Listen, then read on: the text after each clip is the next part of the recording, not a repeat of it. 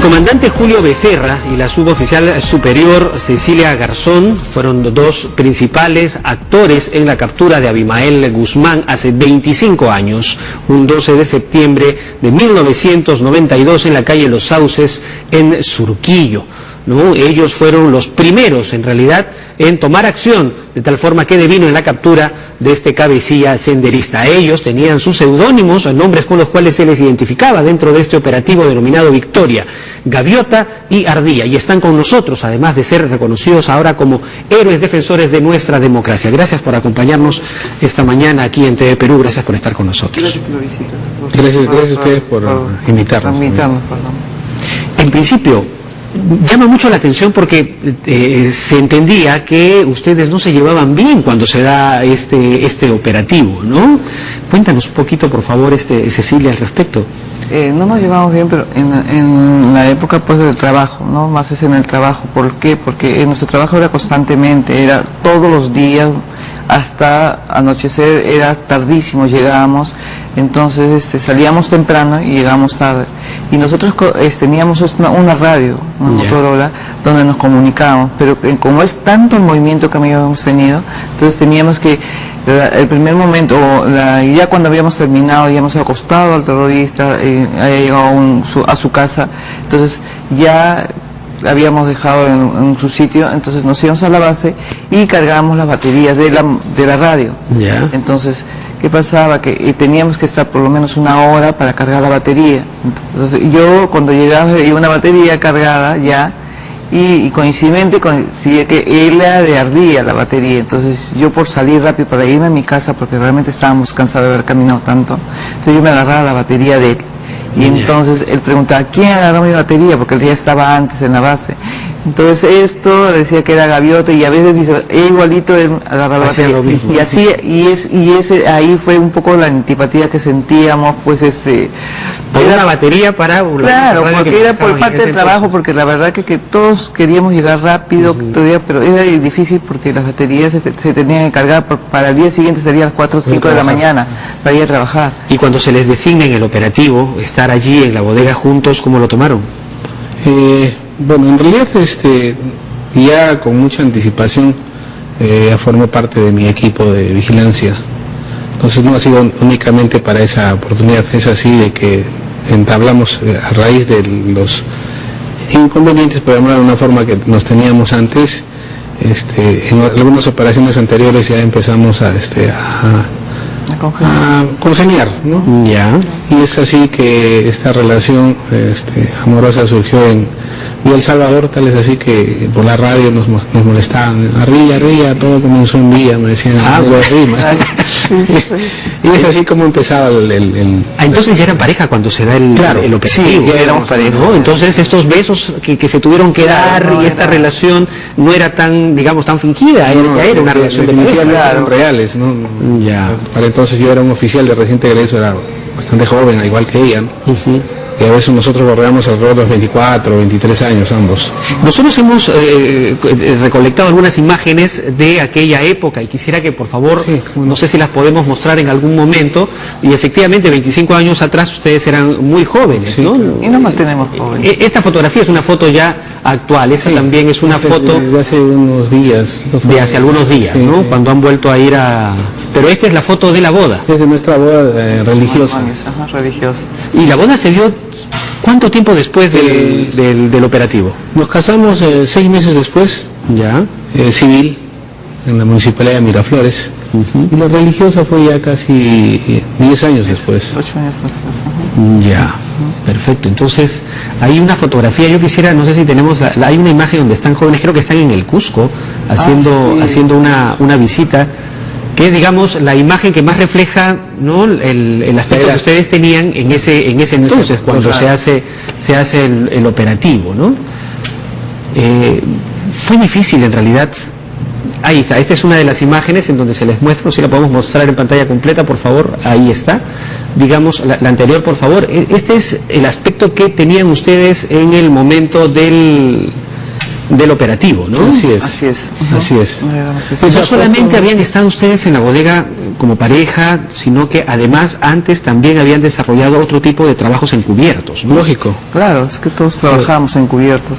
¿Qué roles cumplieron en...? Básicamente, bueno, esencialmente el trabajo de nosotros era vigilancia. Y es así que dentro del grupo de los 82 agentes estábamos divididos en gente que trabajaba en la calle haciendo la vigilancia y gente que se encargaba de lo que es análisis y algunas situaciones que se necesitaba. Un grupo complementaba al otro, o sea, ninguno podía caminar solo, de tal forma de que en el GEIN, los 82 efectivos que éramos, todos hemos hecho en el lugar donde hemos estado lo que nos correspondía. O sea, Benedicto Jiménez pudo elegir de manera muy bien a todos nosotros, de tal forma que nos hemos convertido en una especie de maquinaria perfecta. Es por ello que ha resultado el trabajo. Si hubiera faltado uno, hubiera habido alguien de más, de repente las cosas no se hubieran dado, ¿no? Entonces, mucho tiene que ver las manos de Benedicto Jiménez y el olfato de mi general Miyachiro, que nos ha logrado elegir a los adecuados para el trabajo. Ahora, Cecilia, en esa época no habían teléfonos celulares ni teníamos las facilidades de comunicación que hay en estos tiempos. Las radios eran grandes, eran tremendos equipos complicados. Si ustedes estaban haciendo un trabajo encubierto y estaban dispersos en diferentes escenarios, ¿cómo se hacía la comunicación? Teníamos una radio que la embajada nos había facilitado, pero lo que pasa es que esas radios que nos daban era una radio chica donde tenía alcance bajo, no era muy...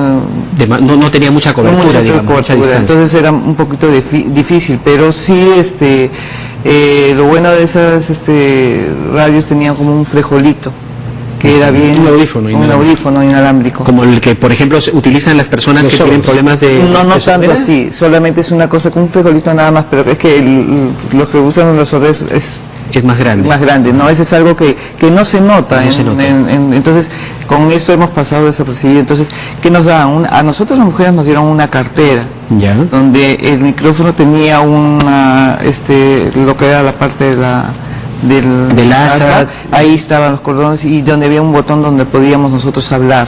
Entonces, ahí así nos comunicábamos, ¿no? Pero a veces también como la batería es tanto constante el trabajo que a veces teníamos que usar el teléfono o el teléfono para ver a dónde estaba, para que en la base, en la radio, avisen que estábamos por tal lugar, ¿no? A veces era eso, que se acababa la batería por constantemente. De acuerdo. ¿Y ustedes permanecieron en la bodega antes del momento del operativo más o menos cuánto tiempo? ¿4 horas? Aproximadamente 3 a 4 horas. 4 horas. Sí. En comunicación con... Claro, de todas maneras había una comunicación. Sí. Ahora, ¿cómo se hace? ¿Cuál es el momento? Porque ustedes han sido los primeros en ver a Abimael Guzmán ingresar y hacer esta captura. Julio, coméntanos, ¿cómo fue ese episodio? Bueno, al principio yo tenía solamente la misión de que una vez que saliera la pareja a despedir a estas personas nuevas a quienes habían llegado por primera vez al domicilio, yo me pusiera en la puerta y evitara que la puerta se cerrara. Ya. Es así que cuando se da la situación, aproximadamente pasadas las 8 de la noche, intervenimos. Es en ese instante en que la mujer, a quien conocíamos como Lola, empezó a gritar con dirección hacia la casa, dice, nos quieren robar, se gritaba. Ya. Entonces, creo que el tema no era que en realidad éramos ladrones, sino que como que les estaba pasando la voz a los que estaban adentro. Entonces, en ese interín es que Lolo se abalanza hacia mí tratando de quitar el arma. A ver eso, Gaviota hace un disparo, y eso hace de que obviamente ellos impresionen, y además Lolo se cierta algún temor y logro zafarme de él, ¿no? Estamos hablando de Lolo de Inchaustegui, ¿correcto? Así es. Y entonces a estas 4 personas, estamos hablando de Maritza y Inchaustegui, y las 2 personas que habían ido de visita, que estaban afuera, son reducidos. En este caso, Paloma, tú logras reducirlos. ¿Cómo haces para reducir estas 4 personas? Es que teníamos que aprovechar el momento y los tiramos al suelo, porque ahí ya una vez que ya los hemos venido, como aparte que estaban asustados, las visitas porque no sabían qué pasaba, y Maritza también ya con el disparo un poco que se intimidaron, asustaron. Entonces aprovechamos el momento de tirarlos al suelo, con la mano en la cabeza y donde me dice arriba, quédate con los 4, voy a subir. ¿Y subes solo, Julio? Sí, ¿no? Claro. ¿Y qué escenario te encuentras? Porque tú tomas el segundo piso, ¿no? Al subir, obviamente el tema era en el segundo piso. Al subir las escaleras termino hay un descanso, todas las escaleras tienen un descanso. Al girar veo una mujer de negro que me estaba mirando. Ya. Ella cierra una especie de puerta corrediza, subo y cuando estoy tratando de romper la puerta siento que alguien también está junto a mí, de tal forma que entre los dos logramos romper la puerta. Y cuando caemos veo que la mujer entra por un pasadizo a una habitación, a un ambiente que está ahí. Ya. Obviamente tenía que seguirla porque era una de las personas a quien nunca se había visto en la vigilia. Voy tras de ella, ingreso y estaba Abimael Guzmán sentado en un escritorio. ¿Qué sentiste cuando lo viste? ¿Lo reconociste de inmediato? Por supuesto, porque lo reconocí de plano porque meses antes se había conseguido o ya habíamos incautado el video de Sorbo el Griego, donde se le veía a Abimael. Entonces nosotros teníamos claramente la imagen. Benedicto Jiménez muy sabiamente, constantemente en un televisor pequeño que había en el Gein nos ponía, de tal forma podíamos mentalizarnos con la imagen de él, hasta con la voz de él. ¿Y cómo es tu intervención con él? ¿Qué le dices? Bueno, yo me acerco aquella vez con un revólver muy grande, muy cerca del rostro, le digo, y tú te mueves, yo te mato. En ese momento, a la vez, mientras yo hacía eso, la mujer que yo perseguí, y Miriam, que es la mujer de Abimael, empezaron a jalarme los cabellos, y a su vez también sentí que el resto de mi grupo, el Gein, ya estaban ahí. O sea, yo estoy contando lo que yo he vivido. Lo que tú has sentido, sí, claro, en ese momento. Y obviamente me imagino que la situación ha sido de segundos, ¿no? O sea, no que se hayan demorado demasiado ni nada por el estilo, ¿no? Entonces, se dio así el operativo en sí, ¿no? Y se logró la captura. Y se logró la captura. Ahora, cuando se hacen estos operativos, luego entra todo el equipo y empiezan a recoger información y eso toma mucho tiempo, ¿no? Muchísimo, porque hay que levantar... Porque en la casa había muchísima cantidad de documentación, de tal es así que los oficiales que se quedaron a hacer las actas que corresponden, los 15 días que proporciona la Constitución para la detención en caso de delito de terrorismo, quedó chico, porque era mucha cantidad de documentación, aparte que había aquella vez en las computadoras, que para entonces todavía nosotros no conocíamos mucho de computación, pues, y ahí las cosas eran difíciles. ¿No? Bueno, yo les agradezco por estar con nosotros. Simplemente un datito adicional, por favor. Sé que prepararon un lomo saltado, creo, ¿no? Sí. Aprovechando los insumos de la casa, ¿no? Que tenían que quedarse varias horas. Así es, porque también estábamos desde temprano y había hambre, pues estábamos con hambre, entonces el coronel dice, ya, Gaviota y la Morocho vayan a hacer, busquen qué cosa hay ahí en la refrigeradora. Y entonces justo encontramos lomo. Y bueno, como nosotros no sabíamos cocinar, porque realmente nos abocamos mucho del trabajo, ahí comenzamos a aprender a cocinar sin saber y creo pues nos salió muy bien y que todos comieron. Ahí está el resultado pues de la sazón de las dos, ¿no? Cecilia, muchísimas gracias. No, muchas gracias por estar aquí con nosotros. Y gracias realmente por lo que significa la captura de Abimael Guzmán, gracias a ustedes también. Yo creo que todo el Perú está totalmente agradecido y es un justo reconocimiento que se les agradezca y de por vida a ustedes por lo que hicieron. A ustedes y a todo el equipo, a los 82 agentes del GEI. Gracias a ustedes por invitarnos sobre todo. Muy bien, dos héroes de nuestro país están conversando con nosotros esta mañana aquí en TV Perú. Yo me siento particularmente muy orgulloso de estar al lado de ellos, dos personas importantes que dieron con la captura de Abimael Guzmán. Vamos a dar inicio a una edición extraordinaria de Informe Especial por estos 25 años de la captura del cabecilla senderista Abimael Guzmán. Precisamente un 12 de septiembre de 1992 se llevó a cabo una exitosa operación que terminó con la detención del sanguinario cabecilla de Sendero Luminoso y de su cúpula del terror.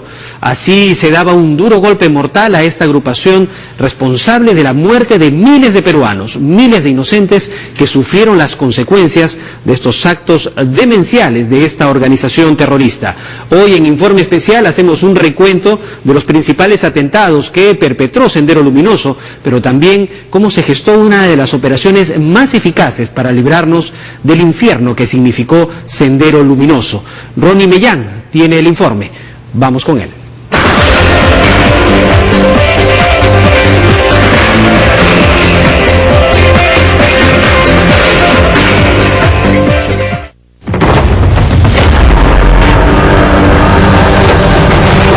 Fueron años de horror.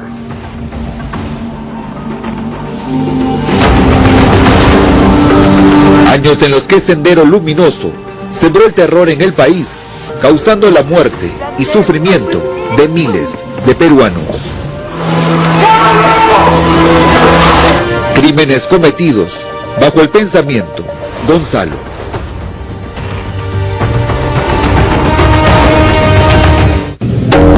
17 de mayo de 1980, Sendero Luminoso comenzó la guerra contra el Estado peruano, quemando ánforas y padrones en el pueblo de Chuschi, en Ayacucho.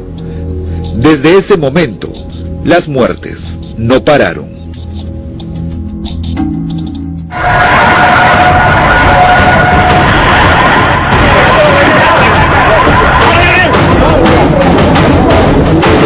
Apoyo policial, central, apoyo policial urgente.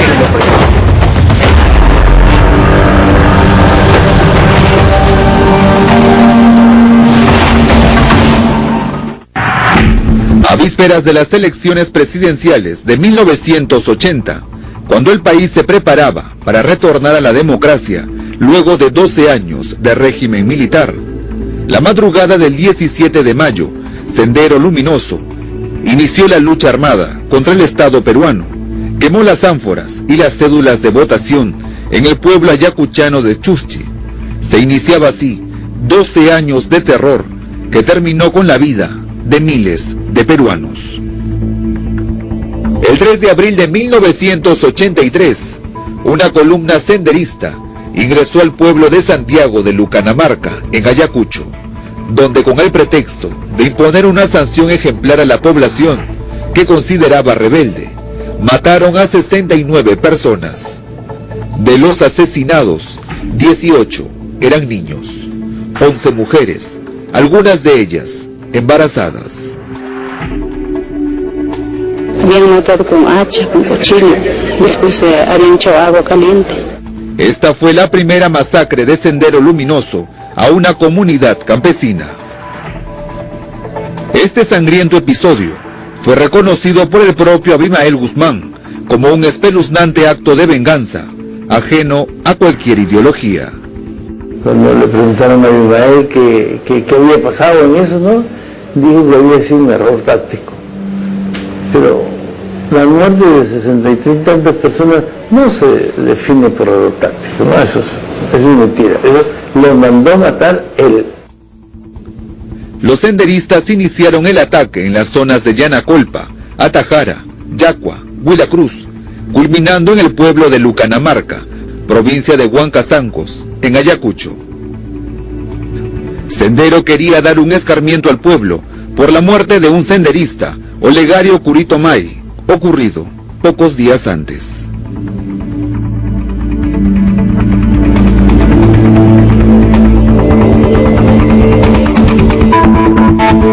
Cuánto quisiéramos al ver la presencia de ellos mismos, pero como está la ira de acá, veremos solamente sus esqueletos, ya no la presencia, pues señores.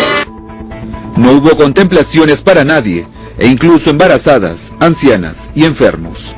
El pánico se desató entre los sobrevivientes que pudieron escapar subiendo al Cerro Calvario. Desesperados por los gritos de sus familiares, intentaron repeler el ataque con ondas, pero fueron asesinados con disparos de fusil y metralleta.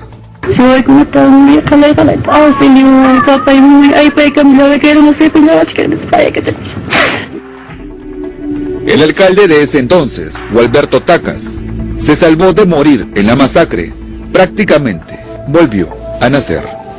Uno de ellos que me conocía me dijo, pues no, ese es el alcalde. Y su jefe le dijo, ese es el alcalde, quémalo. Al toque le dijo. Al toque me quemó delante de la gente. Un bala acá me zampó y otra balita acá. El pueblo de Andaques por 2 veces incursionaron los terroristas.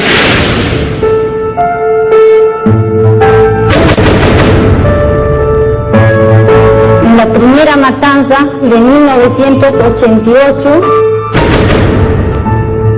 Y llegamos de tarde y noche y estaban los cuerpos todavía ahí tirados en la plaza. Sendero Luminoso no se conformó con atacar en el interior del país.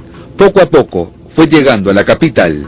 Muestra de ello es el asesinato que perpetró en el apacible pueblo de Andajes, en la Sierra Norte de Lima. 7 hombres fueron asesinados por la mano de Sendero Luminoso aquella noche del 14 de abril de 1988. 6 de ellos, autoridades de Andajes, alcalde, regidor, teniente gobernador, juez de paz, entre otros. Nuestros cadáveres, ¿qué destino va a tener? ¿A qué tiempo va a regresar? Esto es el destino de los cadáveres, perdón señor, el destino de los cadáveres, esto se va para hacer el protocolo de autopsia a Huacho, para determinar cómo ha sido, qué sistema de bala, todo es para hacer una investigación. Estamos ya en el distrito de Andajes, provincia de Ollón, donde anoche una patrulla senderista incursionara y asesinara a las autoridades de este lugar. Este fue el escenario desolador que encontró Patsy Adolf, periodista y testigo de aquella masacre. De Andajes tengo el recuerdo perenne en mi mente de la señora llorando a su muerte.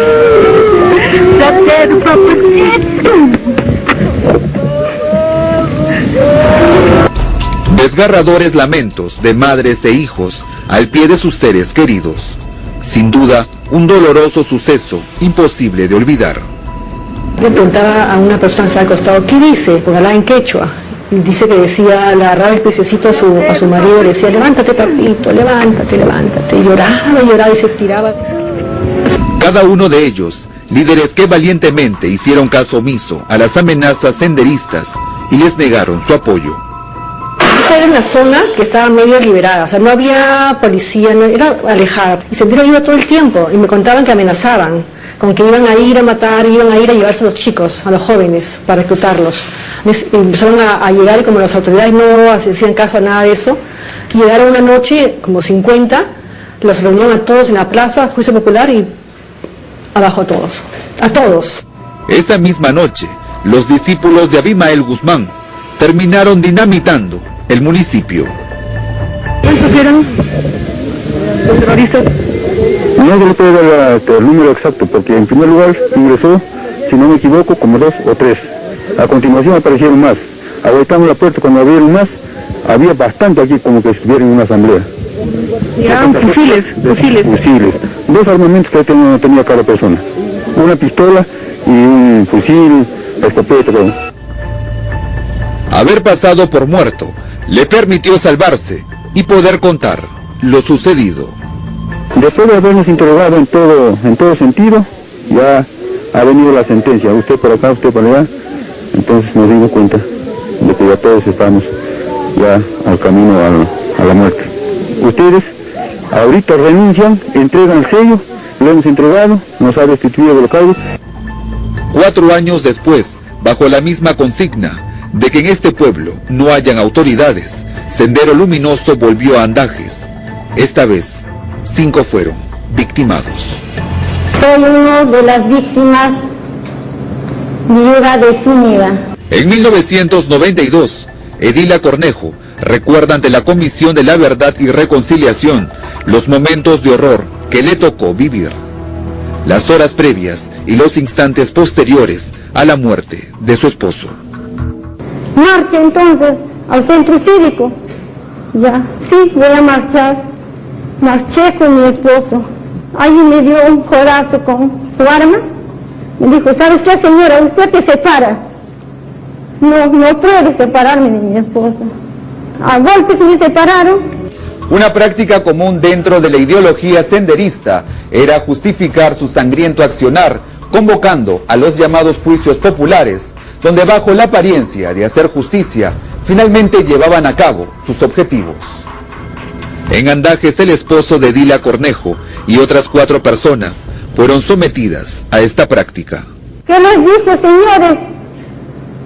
El compañero Raimundo. ¿Qué les dijo en la primera matanza? ¿Que van a volver a nombrar autoridades? ¿O que no iban a nombrar? ¿Por qué han nombrado? ¿Siguen con su capricho? Nosotros también seguiremos con nuestro capricho. Seguirán nombrando, seguiremos matando. Cuenta Edila que a pesar de sus gritos, pedidos de auxilio y súplicas, la alejaron del lugar, y esto fue lo que encontró a su retorno. Me levanté a mi esposa, en ese momento no me daba cuenta cómo estaba, Me levanté, tenía que sobar el corazón, estaba puro sangre, estaba con cuchillo en el corazón, cuchillo, todo morado, sus manos, patadas por las costillas, tenía huellas que le habían pegado y 2 balas en la cabeza. Heridas imposibles de cerrar y recuerdos imposibles de borrar. La muerte y el terror no paró y poco a poco llegó a la capital.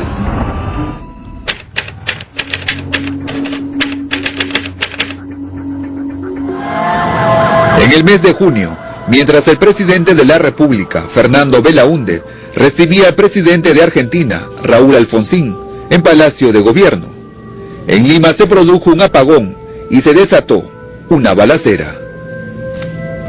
Y con la explosión de 2 coches bombas, Sendero Luminoso anunciaba su ingreso destructor a la capital.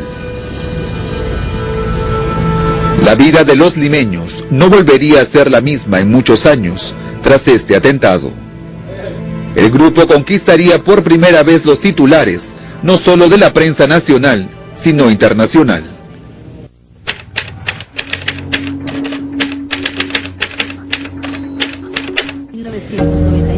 En enero de 1991, en el Aeropuerto Internacional Jorge Chávez, hicieron explotar una camioneta. 2 personas fallecieron. Acababa de estacionarme y estaba bajando, y los chiquitos, que creo que ha fallecido uno, ¿no? Él me estaba poniendo el ticket porque le encargué que me cuide la camioneta.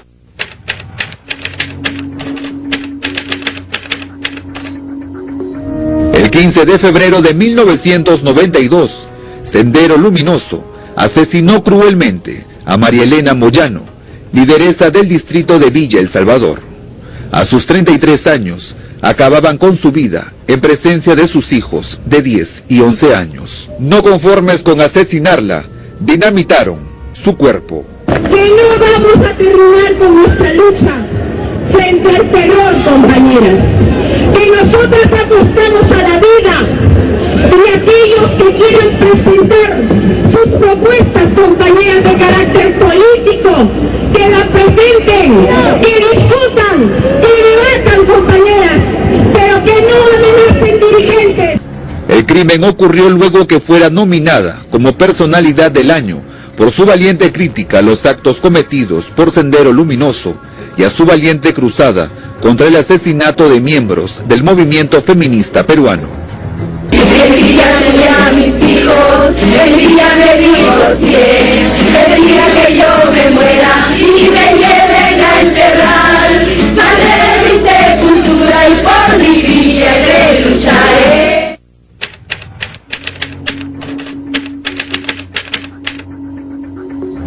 El 8 de abril, con apenas 2 años en el aire, Radio Estéreo Villa, en Villa El Salvador, fue silenciada con el estallido de un ómnibus cargado de dinamita frente a la comisaría de ese distrito. Los daños alcanzaron también las instalaciones de la municipalidad, así como viviendas y colegios.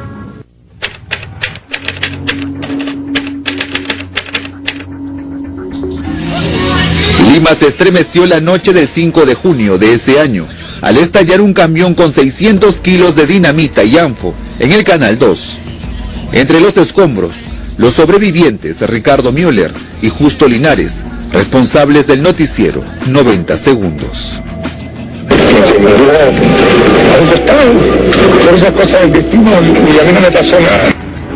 Habían destruido toda una estación televisora, dejando 3 muertos.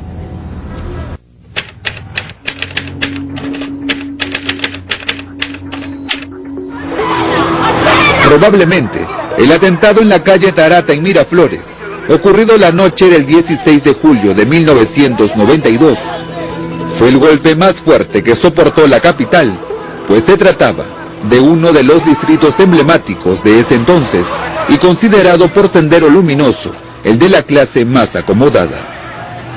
Era el atentado al movimiento comercial, bancario y financiero limeño. Tras un apagón, un coche bomba estalló, dejando 25 personas muertas y 155 quedaron heridas.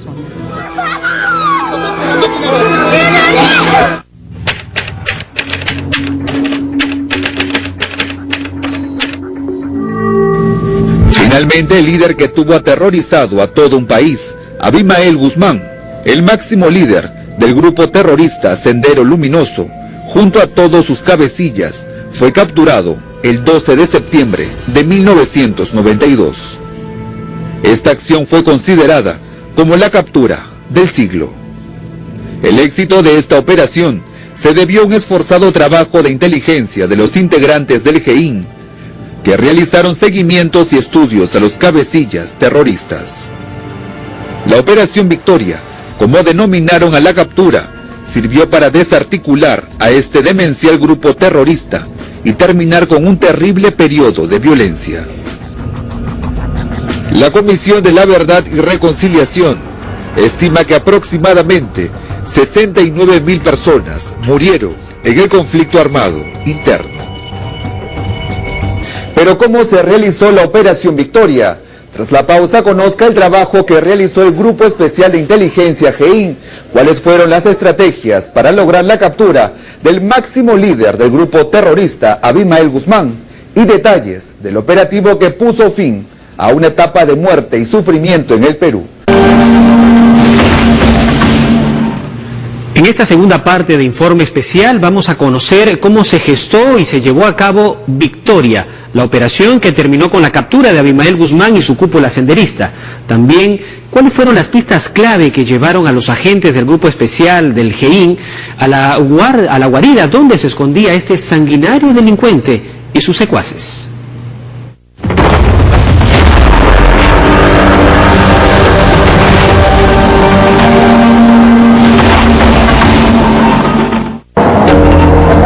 En esta parte de Informe Especial, le presentamos un registro visual que ha perennizado los rostros de los hombres y mujeres que lograron la captura del sanguinario terrorista Abimael Guzmán Reynoso. Además se muestra la labor de los agentes del Grupo Especial de Inteligencia GEIN y detalles del operativo Victoria, contados por sus protagonistas.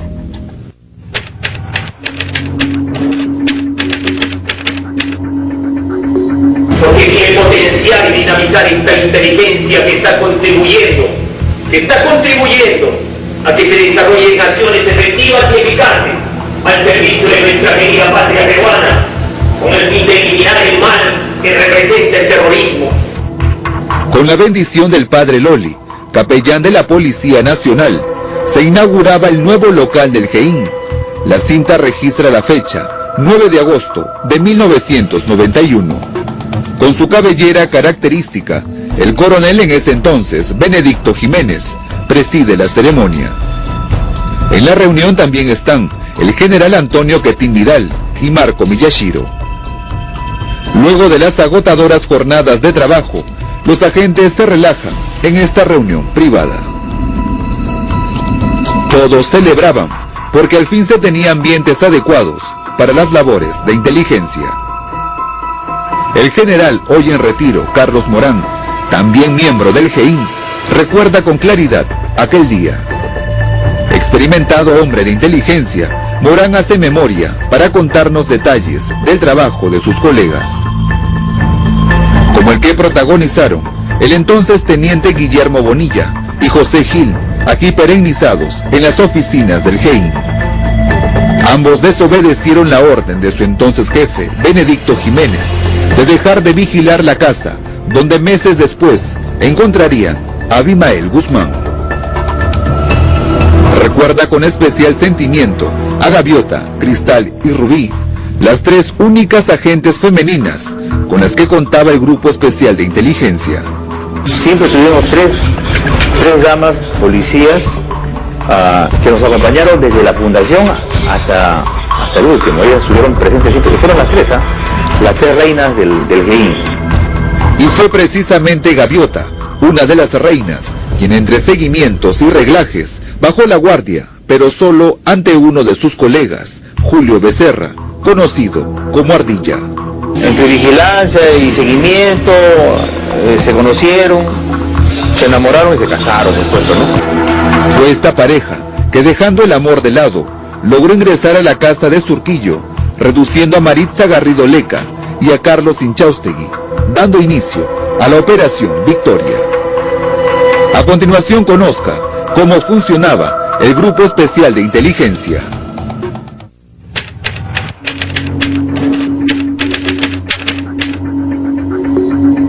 Eduardo Solís Ceballos, quien también formó parte de este importante grupo policial, nos muestra las instalaciones de lo que fue el GEIN. Esta era una sala de reuniones y adentro también se encontraba la oficina de Miyashiro y de Jiménez, acá.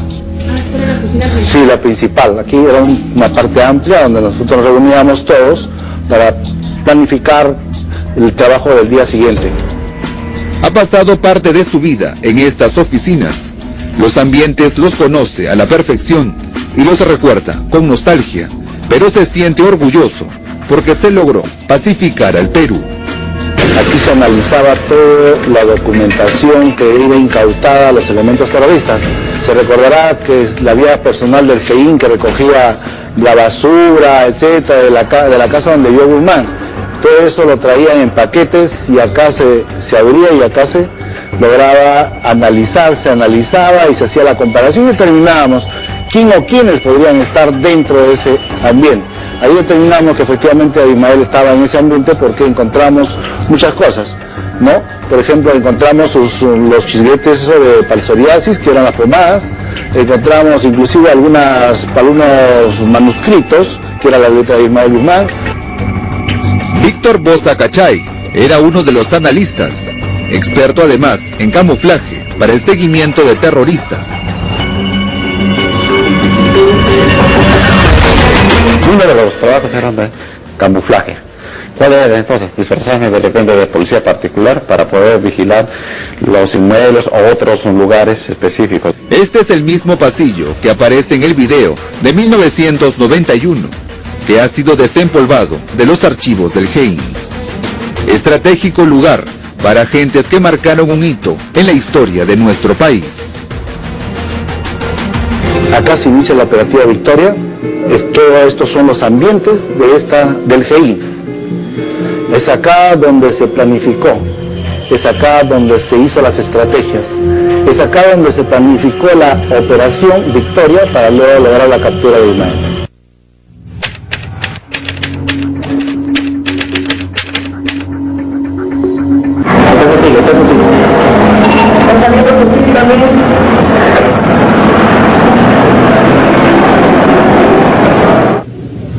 Este seguimiento también pertenece a los archivos del GEIN.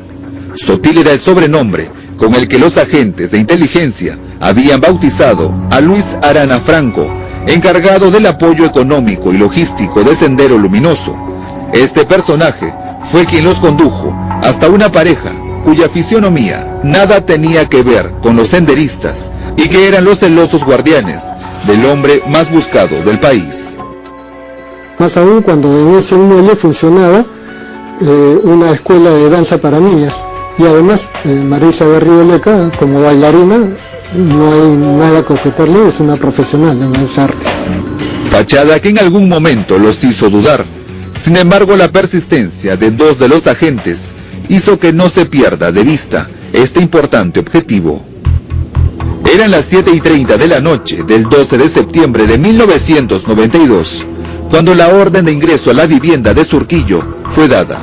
Gaviota y su compañero tenían la misión de iniciar el operativo. Y esta pareja, Gaviota y Ardilla, son las que finalmente impiden que la visita, y que están acompañados con Marisa Garrido Leca, puedan cerrar la puerta exterior. Los generales Marco Miyashiro y Carlos Morán fueron quienes apenas vieron a sus agentes ingresar a la vivienda. También lo hicieron, dirigiendo con valentía la operación. Habíamos dividido el equipo de 15 en 3 grupos, primero, segundo y tercer piso.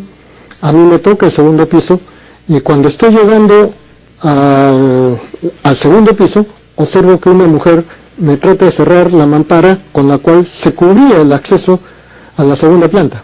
Me cojo de la baranda, me abalanzo contra la mampara, la derribo, y mis compañeros pasan por encima al costado y escucho positivo en ambos lados. El operativo Victoria concluía con un éxito decisivo para el país. Se ponía tras las rejas a una de las mentes criminales más peligrosas de nuestra historia.